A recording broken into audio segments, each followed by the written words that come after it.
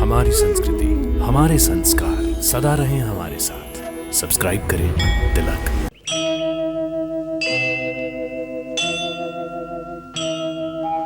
आदिदेव नमस्तुभ्यं प्रसीद मम भास्कर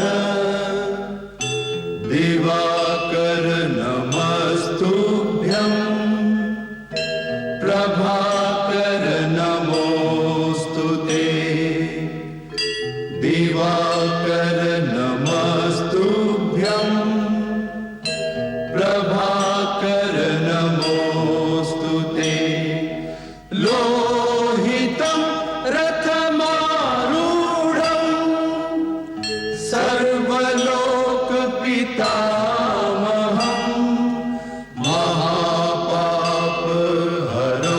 देवं तं सूर्यं प्रणमाम्यहं प्रणमाम्यहम्।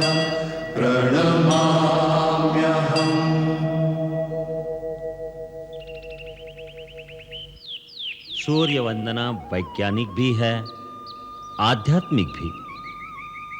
सूर्योदय के समय सूर्य की ओर मुंह करके वंदना करने से शरीर स्वस्थ होता है, मन में प्रकाश आता है और जीव के अंदर ऊर्जा बढ़ती है।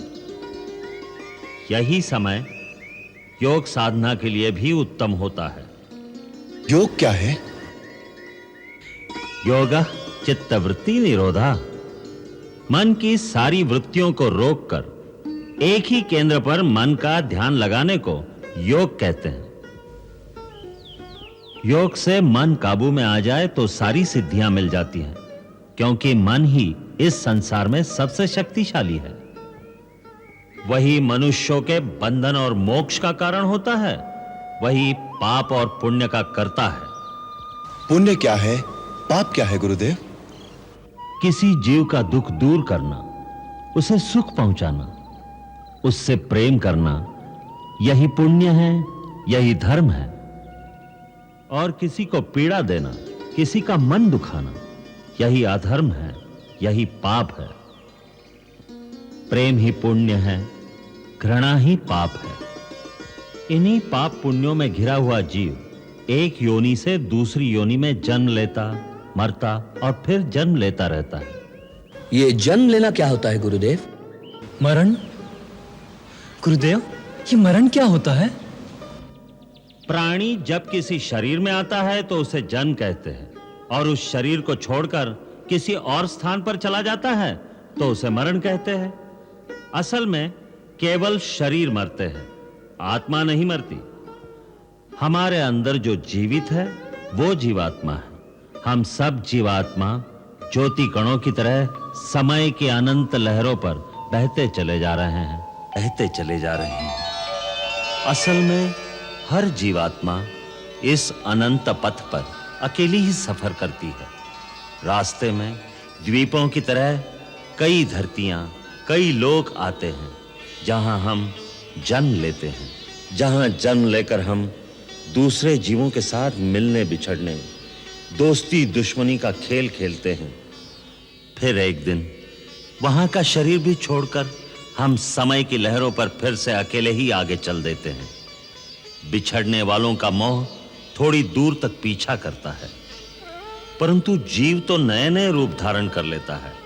नया जन्म होने तक वो कई नए नए लोकों के बीच नए नए रूपों में अकेला ही भटकता रहता है, भटकता रहता है, भटकता रहता है। इसका अंत कहां है?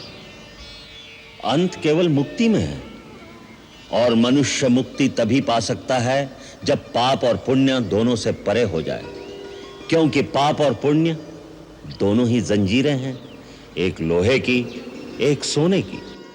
परंतु जब तक जिएगा कर्म तो करेगा ही।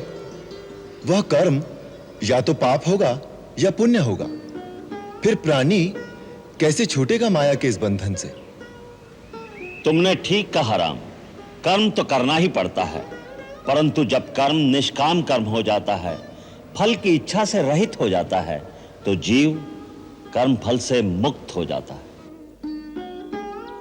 इसके दो ही सरल तरीके हैं, एक भक्ति और दूसरा साक्षी भाव का अभ्यास करना, अर्थात कर्ता का अहंकार छोड़ना, कर्ता होते हुए भी दृष्टा हो जाना। कर्ता होते हुए दृष्टा कैसे हो सकता है गुरुदेव? मेरे पास आओ, मैं बताता हूं।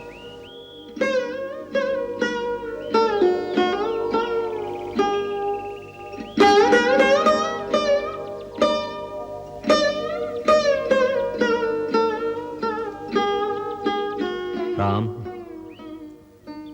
अब अपने अंतर्मन को इस शरीर से बाहर निकालकर आओ मेरे साथ।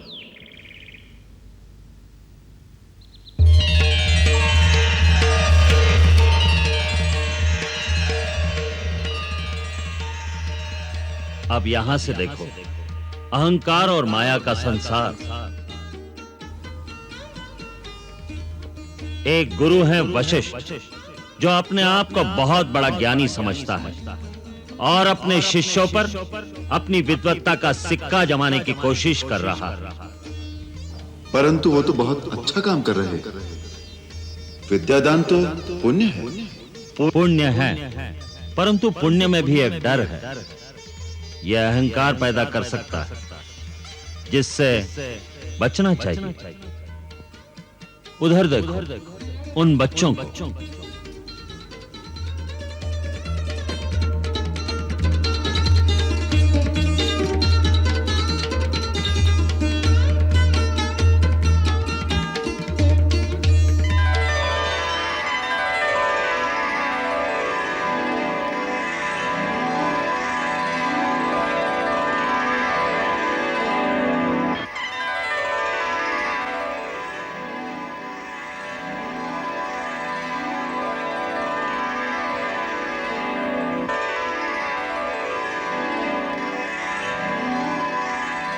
ये अभी साथ पढ़ रहे थे, अभी लड़ रहे हैं। इन्हें इनका अहंकार लड़ा रहा है,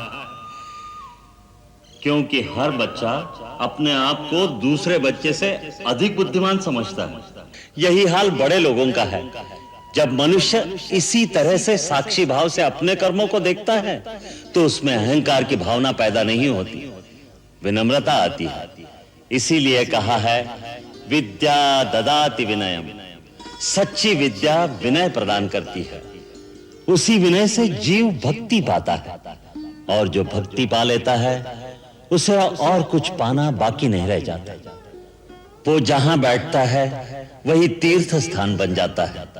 जो कहता है वही शास्त्र हो जाता है।